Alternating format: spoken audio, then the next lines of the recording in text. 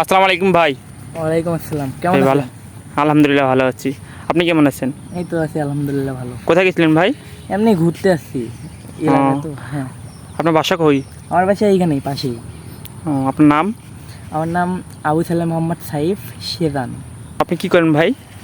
আমি পড়াশোনা করতেছি, এবার এসএসসি পরীক্ষা দিলাম।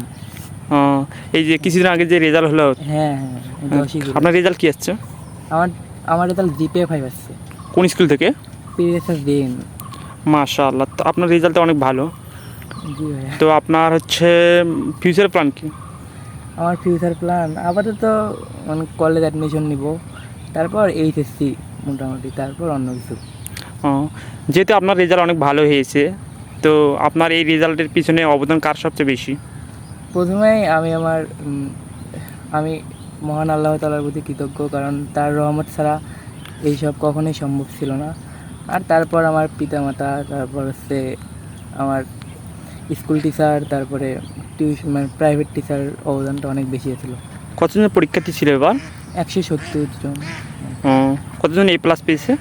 এ প্লাস পেয়েছে 27 জন। ফেল করছে কি? ফেল করছে প্রায় 37 থেকে 40 জন এমন। 6 লক্ষের উপরে ফেল করছে, এর কারণ কি হতে পারে মনে হয় তোমার? আমি যতটুকু দেখলাম যে প্রায় সবাই ম্যাথমেটিক্সে ফেল করছে।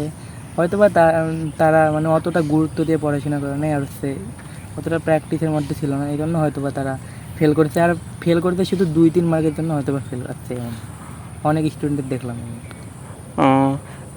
এটার পিছনে কি হতে পারে? তারা হয়তোবা মানে ফোনে অ্যাডিক্টেড বেশি ছিল, পড়াশোনায় অতটা গুরুত্ব দেয় নাই, সেজন্য হয়তোবা এমন হচ্ছে।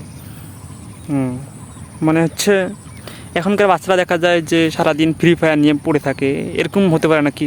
হ্যাঁ, এমনও কিছু হতে পারে। তুমি জানো বর্তমানে হচ্ছে বাংলাদেশি স্টুডেন্টরা বাংলাদেশে পড়তে চায় না, বিদেশমুখী পাড়ি দিচ্ছে, এর কারণ কি মনে হয় তোমার? এর কারণ বাংলাদেশের যেসব ভার্সিটি আছে, পাবলিক ভার্সিটি আছে, ওগুলো নিয়ে মানে প্রতিযোগিতার হারটা অনেক বেড়ে গেছে। এজন্য হয়তো বা সবাই এইচএসসির পর হয়তো বা অন্য কিছু চাইতেছে, আইএলটিএস বা যে কোনো একটা স্কলারশিপ নিয়ে তারা বাইরে যেতে চাইতেছে। এইটা হ্যাঁ। তাদের মূল লক্ষ্য। হ্যাঁ। আপনার কোনো পরিকল্পনা আছে কি বাইরে স্কলারশিপ নিয়ে বাইরে যাওয়ার কোনো? না, আপাতত আমার এগুলো নিয়ে মানে আপনি দেশে থেকে ভালো করে প্রিপারেশন নিয়ে মানে? হ্যাঁ হ্যাঁ, দেশে থেকে পড়াশোনা করার ইচ্ছা আমার।